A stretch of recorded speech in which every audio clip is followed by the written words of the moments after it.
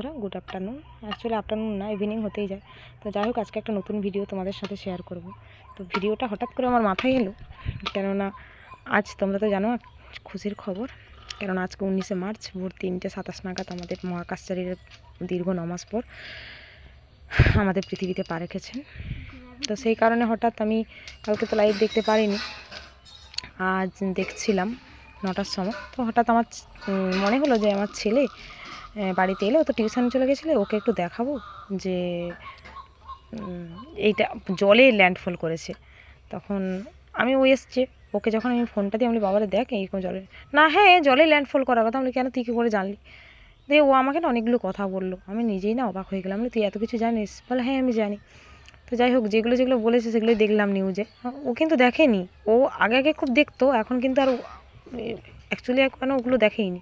ও কীভাবে কী করে বললো আমি নিজেও জানি না। আমি বলছি ঠিক আছে, তুই যখন জানিস তাহলে টুকটাক বন্ধুদের সাথে শেয়ার করবি, ভালো লাগবে। তো ও অনেক কষ্টে আমি ওকে রাজি করিয়েছি ভিডিওটা বানানোর জন্য। হয়তো অনেক কিছু উল্টোপাল্টা বলে ফেলবে, তোমরা নিজেদের মতো মাপ করবে। তো যাই হোক, ভিডিওটা শুরু করা যাক। আনন্দ, আজকে কত তারিখ বলো তো? 19শে মার্চ। আজকে একটা খুশির খবর, খুশির দিন, জানো কেন বলো তো? স্পষ্ট বলো, কে ল্যান্ডফল করে? হ্যাঁ, কোথায়? আটলান্টিক মহাসাগরে কেন্দ্রে। কোথায় ছিলেন ওনারা? ওনারা মহাকাশে। কত মাস ছিলেন? 9 মাস। ঠিক আছে। আচ্ছা, আমি সকালে একটা তোমাকে কোশ্চেন করেছিলাম, তুমি হঠাৎ করে কোশ্চেন না, আমি একটা কথা বলেছিলাম যে জলে ল্যান্ডফল করলো কেন? তুমি তার পরিপ্রেক্ষিতে আমাকে একটা অ্যান্সার দিয়েছিলে। অ্যান্সারটা একটু বন্ধুদের বলো তো, কেন হঠাৎ করে? হ্যাঁ সবাই জানে, কিন্তু জলে কেন ল্যান্ডফল করানো হলো? একটা স্পেস মানে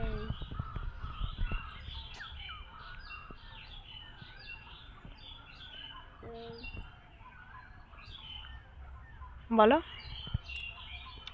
একটা যখন স্পেস শাটল যখন একটা মহাকাশ থেকে আসে, তখন তার একটা গতিবেগ থাকে।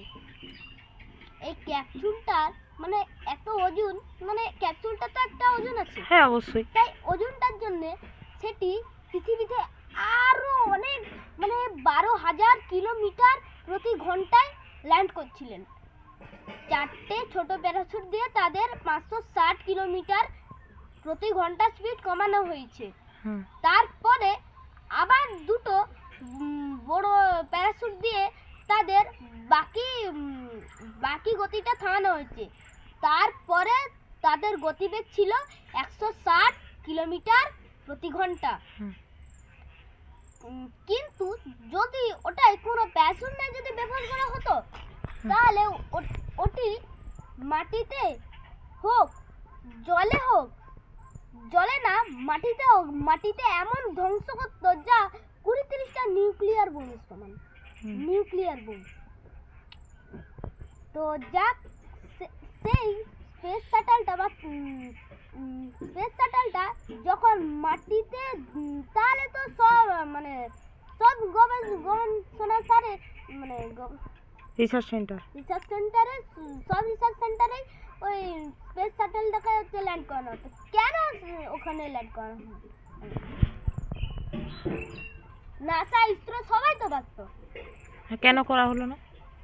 কারণ ওই কারণটার জন্য আগুন লেগে যাওয়ার সম্ভাবনা ছিল। কেন আগুন? কারণ গতিবেগটা এত বেশি, মহাশূন্যের একটা চাপ আর পৃথিবীর একটা চাপ, যখন একটা মানে এক্সাম্পল দিচ্ছি, যখন একটা হালকা জিনিসকে উপরে ছড়া হবে সেটা আস্তে আস্তে আসবে, কিন্তু যখন একটা, প্রথম থেকে বলো, যখন একটা হালকা জিনিসকে, যেমন একটা পালক, তাকে ছাড়লে আস্তে আস্তে পড়বে।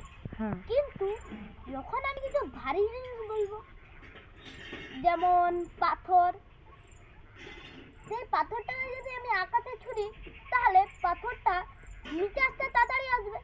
কিন্তু হালকা জিনিস যদি আসে, হালকা জিনিস যদি মাটিতে পড়ে, তাহলে সেটা আস্তে আস্তে পড়বে, কারণ তার ভারটা কম। এবং স্পেস শাটলের ভারটা এত বেশি যে যা আস্তে আস্তে আগুন লেগে গিয়েছে।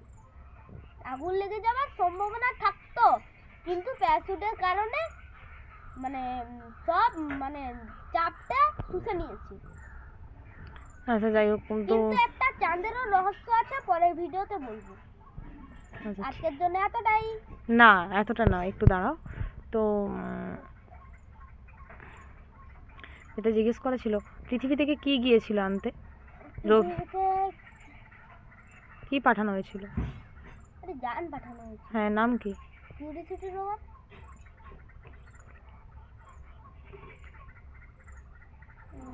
পৃথিবী থেকে যান, আরেকবার বলো। রবিবার দিন যেটা পাঠানো হয়েছিল আনতে মহাকাশ, ওনাদের তো যান্ত্রিক গন্ডগোলের জন্য সে যানটা সেখানে রয়ে গেছে।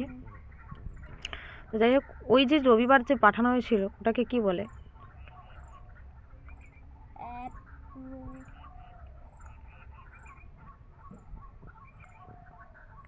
ক্যাপসুল। হ্যাঁ বলো। Capsule. Capsule dragon. Dragon capsule. হ্যাঁ, ড্রাগন ক্যাপসুল পাঠানো হয়েছিল। হ্যাঁ। তো যাই হোক,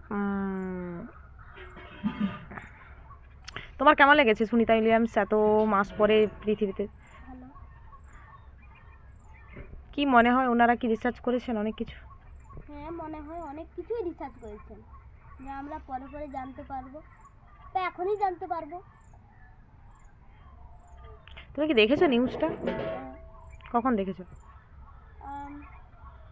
আমি জানি কি না কেমন কি হবে। আচ্ছা, ঠিক আছে, টাটা করো সবাইকে। টাটা।